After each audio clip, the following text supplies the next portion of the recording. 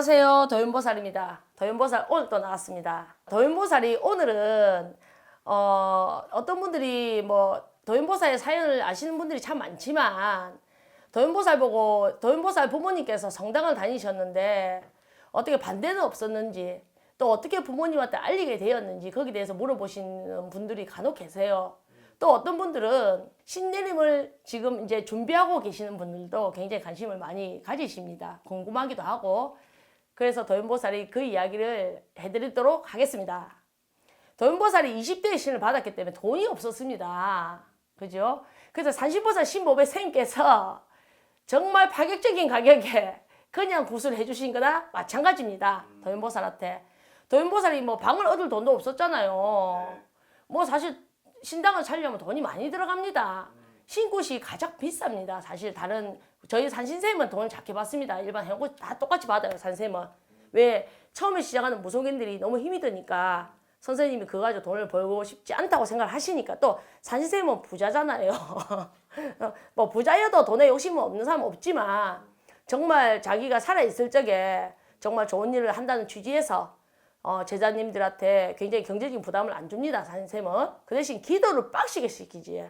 무작정 신내림 안 해줍니다. 산에 갖다 먼저 던집니다. 그 기도를 성공하고 나와야 신내림을 해주십니다. 자, 그래서 그때는 돈이 없었는데 산신쌤이 파격적인 가격에 정말 과일값하고 다른 무속인 선생님들 일당만 받고 도인보살을 살려주셨습니다. 신굿은 그렇게 해결이 됐는데 신당을 차리려니까 집을 얻어야 돼. 돈이 없는 거예요, 돈이. 근데 제가 그랬잖아요. 저번에 이야기했듯이 제가 관제에 걸렸을 때 제 친구 보증을 서줬다 이야기했죠. 시집간 내 친구. 걔가 돈을 300만 원 빌려줬습니다, 저한테. 그래서 300만 원을 걸고 30만 원짜리 사글세 방을 얻었습니다. 그러니까 살림이 하나도 없었어. 산신쌤 집에서 숟가락 2개 받아오고 밥그릇 받아오고 젓가락 받아오고 산신쌤이 쓰던 냉장고 그 다음에 식탁 그렇게 받아오고 또 텔레비도 없었거든요. 지금은 카드가 있지만 그때는 그 할부가 있었습니다. 할부. 전자대리점에서 해주는 할부. 그것도 보증을 누가 서줘야 돼. 29인치. 그거 산신쌤이 보증을 서줬습니다. 그 당시에. 서주고 살림을 마련하고 신당을 그렇게 모시게 된 겁니다. 그리고 돈을 벌어가 그때 점사비가 2만 원이었거든요. 도윤보살이 손님이 많았다 이야기를 했지요. 빨리 돈을 벌었다고. 정말 산신기도를 많이 해서 그때 돈 벌면 이불 하나 사오고 또 돈 벌면은 난로 하나 사오고 또 돈 벌면은 방석 하나 사오고 그런 시절이에요. 그렇게 도윤보살이 살림을 하나씩 이루어 갔습니다. 그래서 지금 여기까지 왔는데 엄마나 아버지한테는 도윤보살이 신굿을 하고도 바로 이야기를 못했습니다. 왜냐하면 우리 아버지는 성당을 어느 정도 다니신 분이냐면 부산에 동네 성당이라고 있습니다. 거기를 우리 아버지 20년을 개근상을 받은 사람입니다. 비가 와도 지하도 옛날에 지하도 비 오면 막 물이 넘쳤거든요. 거기도 바지 걷고 갑니다. 우리 아버지 성당에 하느님 보러. 또 엄마도 태어날 때부터 모태신앙이 성당. 엄마의 외할머니, 친할머니도 성당을 다니셨고 그 정도로 성당을 많이 믿으셨기 때문에 도윤보살이 도저히 이야기 들을 자신이 없었습니다. 부모님 몰래 집은 부산이니까 처음에 신당을 모시는 곳이 울산이었습니다. 선생님 집 근처에. 그래서 무속인 생활을 했습니다. 하다가 보니까 부모님한테 언젠가는 알려야 되지만은 도저히 이제 또 우리 아버지가 막 와가 법당 빠아볼까봐 그것도 걱정이 됐고 우리 엄마가 막 내 대가리 다 뜯어볼까봐도 걱정이 됐고 그때는 그런 걱정이 나이가 어렸기 때문에 굉장히 앞에 섰습니다. 어느 자식이든 부모한테 그런 말 하기가 쉽지는 않을 겁니다. 또 어느 부모님들 딸이 그렇게 무당무송이 됐다는 것에 환영하는 부모님은 안 계실 겁니다. 그래서 도윤보살이 한 1년 정도 있다가 부모님한테 처음에 엄마한테 알리게 된 사연이 있습니다. 그날도 어김없이 산신기도를 하고 왔습니다. 그러고 잠을 잤는데 잠을 자기 전에 우리가 화경이라 하죠. 영. 영으로 잠을 잘로 탁 누웠는데 제가 꿈에서 처음에 본 할아버지는 배가 이렇게 나오고 키가 좀 작으시고 노대감님은 제가 저번에 이야기를 드렸을 겁니다. 그분은 보았는데 내가 잠을 자려고 영으로 본 그 할아버지의 모습은 한 분은 갓을 쓰고 있었고 갓을 쓰고 저를 쳐다보고 있는 게 아니고요. 약간 45도 각도로 이렇게 돌아앉아 있었습니다. 옆으로. 한숨을 푹푹 쉬고 계시더라고. 또 한 분은 키가 자그마한 할아버지가 여기 머리숱이 별로 없더라고. 여기에 민대가 좀 까지고 수염이 하얀 수염이 여기까지 났더라고요. 그리고 옷을 이런 옛날 양반들 입는 도포를 안 입고 신령님들이 입는 옷 있죠. 여기 옆으로 이렇게 묶는 옷. 네. 그런 걸 하얀색을 입고 있었습니다. 그게 도사 할아버지입니다. 도인도사. 근데 그 할아버지가 나를 쳐다보더니 말없이 탁 누워버리시더라고. 그게 끝이었어요. 제가 영어로 본. 일반인들은 화경이라면 더 이해가 쉬울지도 모르겠습니다. 우리는 화경이란 말을 안 배웠고 산세마 때 있는 그대로 영어로 봤다. 영어로 보인다. 그렇게 표현을 하기 때문에 영어로 봤습니다. 그리고 잠이 들었습니다. 제가. 잠이 드는데 이제 꿈이 시작이 됐습니다. 그때는 내가 너무 사거리에 살고 있었지 않았습니까? 근데 그 집은 그때 살던 그 집이 아니었어요. 아니고 3층 집이었어요. 꿈에는. 1층에 우리 엄마가 계시고 꿈에서 제가 3층에 있었어요. 근데 그게 도연보살이 처음에 3년 만에 집을 샀잖아요. 네. 처음에 산 집이었어요. 똑같은 구조였어요. 나중에 알게 된 거죠. 이사를 가고 나서. 그것도 미리 선몽이잖아. 네가 이런 집에 살 것이다 하고. 1층은 주차장이었고 2층은 한샘 집처럼 다른 게 있다면 샘 집보다 조금 작고 크기가. 근데 1층이 주차장이었어요. 2층은 집이었고 또 3층에는 신당이 있었어요. 집 안에서 복층으로 올라가는 그렇게 집이었어요. 그래서 그 집에 이제 꿈에서는 3층 집에 앉아 있더라고 제가. 그래서 우리 엄마가 꿈에 전화를 했어요. 3층에 있는 나한테. 따르륵 전화가 울리는데 내가 전화를 받았어. 야야 빨리 내려오너라 1층으로. 엄마가 동네 사람들을 모아놓고 있었기 때문에 빨리 내려와서 네가 신이 왔다고 이야기를 좀 해라. 동네 사람들한테. 그리고 꿈에서 깼어요. 딱 깨는 순간 전화벨이 따르릉 울리는 거야. 실제로. 이제 꿈인지 구분이 안 가는 거지. 여보세요. 그러니까는 엄마야. 엄마 병원에 입원한다 이러더라고. 왜? 그러니까는 다리가 마비가 돼버렸대. 허리 밑으로. 다리를 쓸 수가 없대 자기가. 그래가지고 부산에 있는 동아대 부속병원에 입원을 했어요. 엄마가. 입원을 했는데 내가 산쌤한테 전화를 했지. 쌤요. 엄마가 지금 병원에 입원을 하셨답니다. 내가 어제 꿈이 이랬는데 이런 일이 벌어졌다. 그러니까 산쌤이 그 꿈은 이제 부모한테 알리라는 꿈이다. 왜? 엄마가 나한테 전화를 해서 동네 사람들한테 네가 신이 왔다고 알려라 했기 때문에 엄마한테 가서 네 신 왔다 이야기를 해라. 할아버지가 신령님이 니한테 가르쳐준 선몽이다 이거는. 그 우리 엄마가 이제 병원에 입원해 있을 거 아닙니까? 하반신 마비돼가 갔지. 가가지고 또 눈물 난다.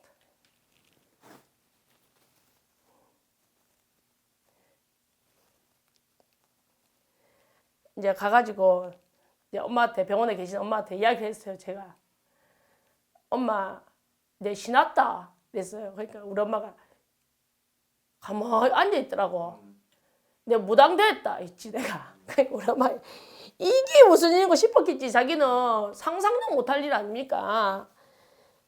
그래서 엄마 수술하면 죽는다 했지 내가. 근데 우리 엄마가 어떤 병이 왔었냐면은 이 대퇴보가 아니고 그 다리와 골반이 연결된 뼈가 있습니다. 네. 그 사이에 MRI 사진을 찍어 보니까 그 부분 하얗게 염증이 덮여 있더래요. 근데 이제 병원에서는 그게 염증인지 뭔지 구분이 안 가가지고 일단 개복을 해보자, 수술을 해보자. 그러면 어떻게 보면 무혈성 괴사인지 뭔지 모르겠다 이거지. 이 혈액순환이 안 돼가지고 그 부분이 지금 문제가 생긴 것 같은데 정형외과 교수님이 일단 개복을 해보자 했는데 저희 어머니가 젊을 때부터 몸이 굉장히 안 좋았습니다. 대학병원에 VIP 안 짜였습니다. 혈압, 기관지는 요만큼밖에 없고 그러다가 심장병이 있었습니다. 심장. 그러니까 수술이 걱정이 아니고 마취를 하면 못 깨어날까 봐. 그것 때문에 교수님이 해야 되나 말아야 되나 하지만 개복을 해보는 입장으로 그렇게 이야기를 하셨답니다. 그래서 내가 엄마 보고 엄마 수술하면 죽는다. 구타로 가자. 그렇게 이야기를 했습니다. 왜냐하면 그날 산쌤한테 산쌤이 엄마 구타자고 이야기를 말씀을 하셨기 때문에 엄마가 아픈 거 별거 아니다 이야기를 하셨거든요. 그날. 그래서 병원을 가서 구술하러 가자니까 엄마가 하시는 말씀, 난 수술 안 한다. 수술하면 내 죽는 거 안다. 하지만 난 굿 안 한다. 나는 굿해도 나는 죽는다. 그런 이야기를 하시더라고. 그래서 할 수 없이 엄마가 하염없이 우는 거야. 얼마나 충격이었겠습니까? 어렸을 적엔 도연보살이 뭐 자랑은 아니지만 조금 똑똑했다 합니다. 서울대 뭐라도 갈 줄 알았더니 이렇게 무당이 됐다 하니까 또 뭐 다 요즘에는 애를 많이 낳는 집은 없지만 뭐 딸이 둘도 아니고 하나밖에 없습니다. 그래서 그 나이가 어릴 적에 또 무당이 됐다니까 기가 차는 거 아닙니까? 그래서 엄마가 우는 걸 내가 보고 무작정 올라왔습니다. 그냥 자꾸 거기 앉아 있을 수도 없고 병원에 다른 환자들도 있는데 자기는 소리 내서 안 울려고 하염없이 우는 거야. 눈물이 막 비 오듯이 쏟아지듯이.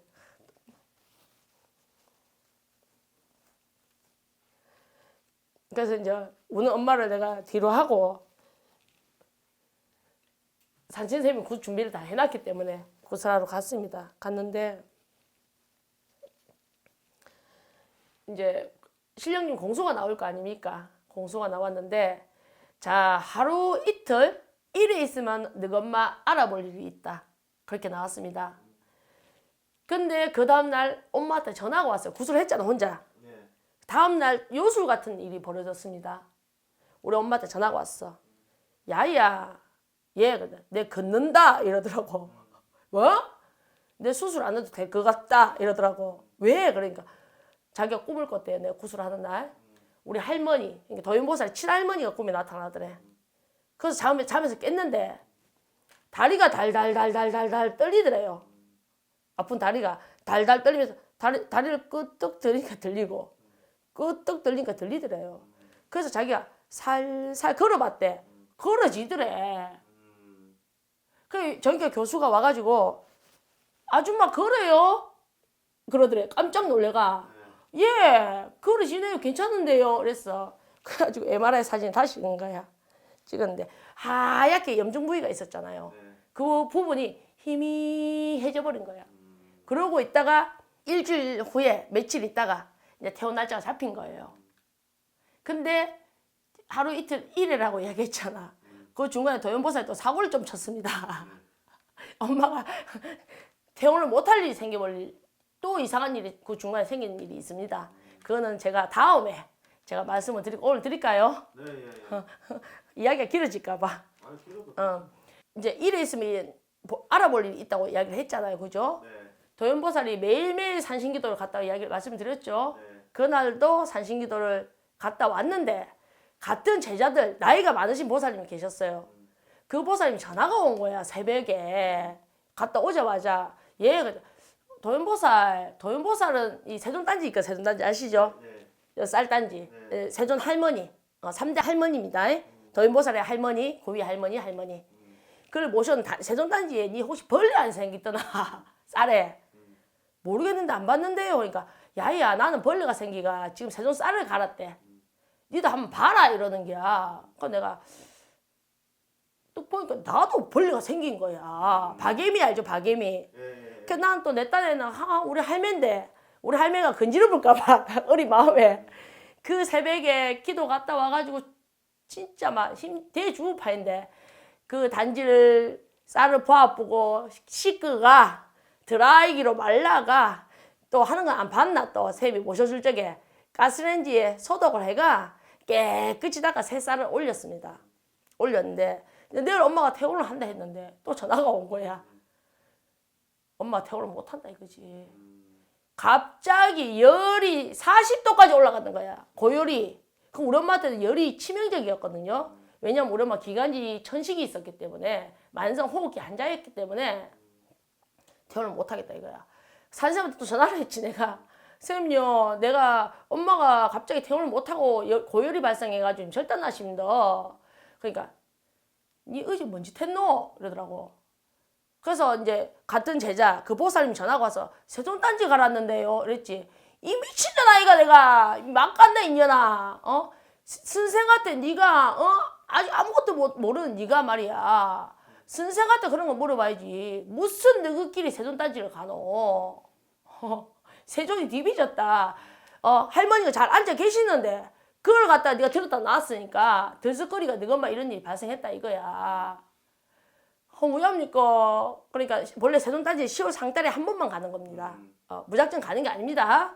근데 내가 이제 몰라가 그 제자님도 나이가 많지만 자기도 몰라가 단순한 생각에 지도 벌레 새겼으니까 니도 벌레 새기냐 보라고. 그래서 세종단지를 갈았는데 그런 일이 발생을 한 겁니다. 그러면서 하는 말이 선생님께서 법당기도를 일주일 동안 아침밥 먹고 하고 점심밥 먹고 저녁밥 먹고 해라. 잘못했다 빌어라 신한테. 몰라서 그런 건 용서하실 거다. 그래가지고 법당기도를 죽을 동 살동했습니다. 그때는 사실 산쌤이 도연보살은 시집살이를 많이 살릴 때 했죠. 그때 요즘에는 마음이 아파서 많이 우시는데 도연보살 머리카락 마를 날이 없었습니다. 머리카락이. 기도 하루에 4번 했어요. 찬물에 목욕을. 겨울에도 하고 여름에도 하고 몇 년을 했습니다. 아침밥 먹고 나면 찬물 뒤집어 쓰고 법당기도 하고 저녁밥 먹고 나면 산에 가기 전에 찬물 뒤집어 쓰고 기도하고 산에 가가지고 또 찬물 뒤집어 쓰고 또 기도하고. 따뜻한 물로 샤워하면 안 돼요. 왜? 나이가 어리니까 혹시 흔들릴까 봐. 무슨 말인지 알겠죠? 예. 그래서 시집살이를 많이 시킨 거예요. 20대니까 친구들 놀다니는 친구도 많고 아직까지 호기심도 많잖아요. 놀고 싶잖아. 혹시나 내가 인간이 흔들려 버릴까 봐 그렇게 시집살이를 그렇게 기도를 시켰습니다. 산신쌤께서. 그래서 일주일 정도까지도 안 갔습니다. 엄마가 한 3, 4일 후에 좋아져서 퇴원을 했습니다. 그래서 퇴원을 하고 이제 엄마가 저희 신당으로 오시게 됐어요. 딱 왔는데 이제 기가 차지. 이제 우리 엄마는 그래도 인정을 안 하시더라고. 아무래도 네가 속은 것 같다. 무슨 말인지 알겠지요? 예. 나이 어린 네가 산신쌤한테 속아가 신내림을 받은 것 같다. 그러시면서 수녀원에 가자. 이거 하지 말고 수녀원 들어가자. 차라리 네 수녀가 되라.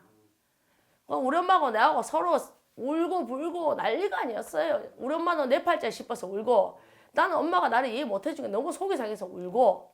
근데 이미 또 우야노 뭐 간판은 뭐 넓적하게 걸어놨지로. 또 옛날에 대나무 세웠다 이미 대나무. 파랗고 굴다랑 문 앞에 세워놨지로. 멋이 저 쫓겨난 게 있는데 계십니까 하고 손님이 들어오고 계십니까 하고 손님이 들어오니까 멋이 들락날락 하거든. 그래서 내가 그랬어요. 내가 참 왜 엄마한테 그렇게 지금 생각하면 내가 가슴 아픈 말인데 저는 그게 제가 아니었다 생각합니다.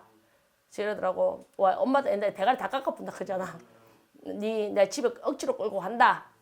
그러길래 내가 우리 엄마를 굽히게 안 하면 내가 무당 짓을 못 하니까 부엌에 가서 칼을 하나 들고 왔습니다. 칼. 자, 선택해라 했지. 내 집에 끌고 갈래? 엄마 앞에서 내 뭐가 아플까? 선택해라. 나는 장난으로 신을 모신 게 아니다.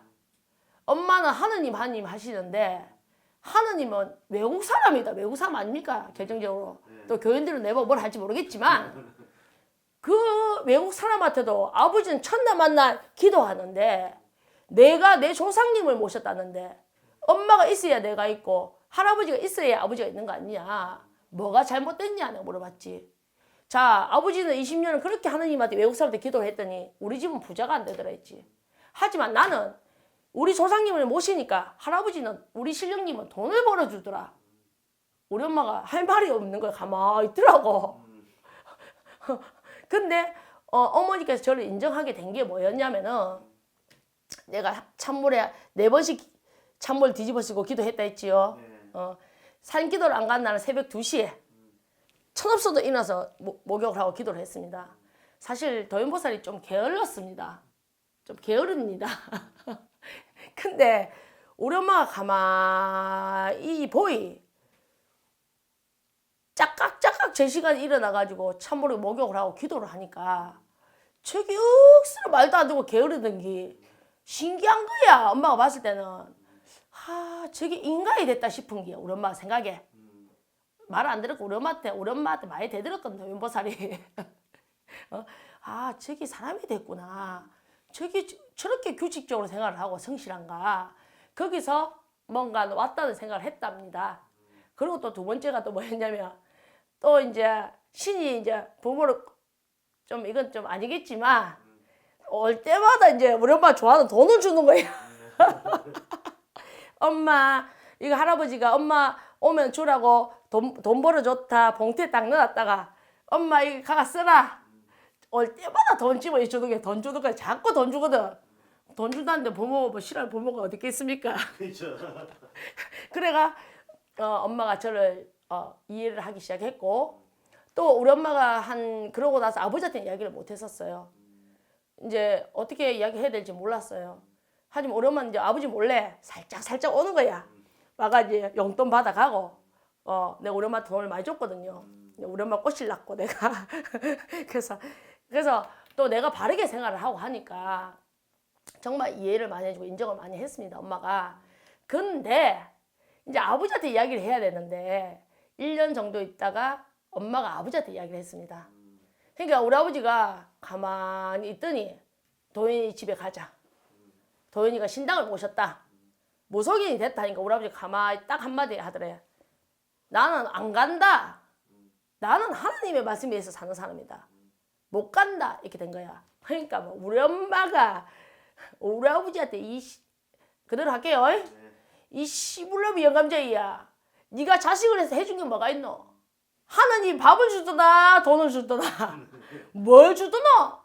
가자야 영감쟁이야. 우리 엄마가 우리 아버지 끌고 온 거야. 그래서 나는 또 불안했어. 아버지가 신당이 와가 신당을 막 때려 뽑을까 봐. 신이 있습니다. 우리 아버지가 그만이 팔짝 뛰던 우리 아버지가 조상님을 모셔놨잖아. 도현보살 신당에. 그러니까 앞에서 들어왔으면 부끄러워서 이렇게 절을 못합니다. 내가 봤어요. 저 끝에서